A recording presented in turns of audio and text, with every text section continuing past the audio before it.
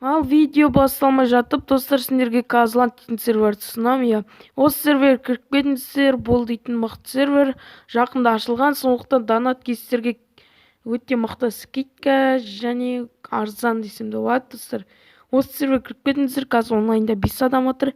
Бұл жақта көбісі қазақ, достар.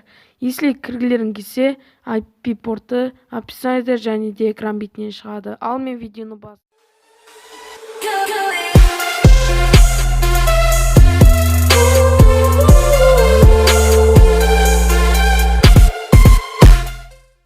Ассалаумағалейкум, достар, сіздермен бірге мен Марсик, және де бүгін біздің видеода осындай кружок дейтін болады. Бұндайды алып тастауға да болады, крестик қоюға болады, бірақ крестикпен сондайлар ыңғайсыз, достар.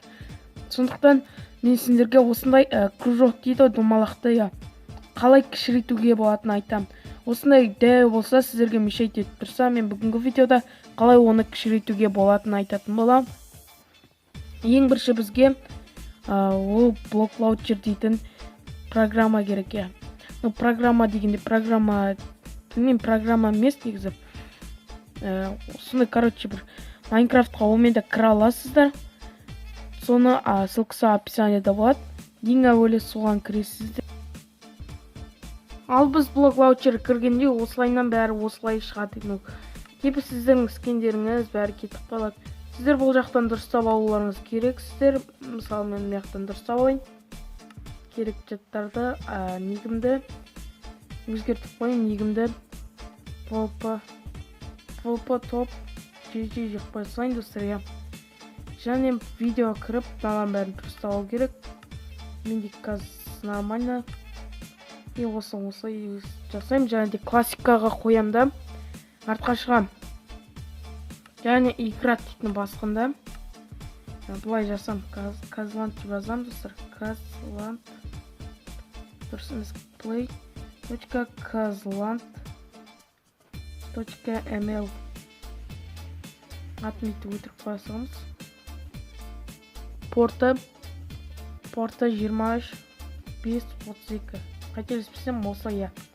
Біздер сервер кіреміз. Ал, достар, Казланд серверіне кіргеннен кейін біздерде кружок, яғни дөңгелек әлі осылай тұр, кеткен жоқ. Мұны қалай кішкентай қылады десеңіздер, біздерге осындай құралдың суреті тұрады, түсі жоғары жақта. Соның түстің басысыздар. Настройка BL дейтін соңындағысына кіресіздер. Және де одан кейін сіздер изменить DPI дейтін осындайға, 200 де қойсандар да болады, 150 десіңдер ма болады, 170 десіңдер болады. 0-ге қойсандар кружок жоғалып кетеді.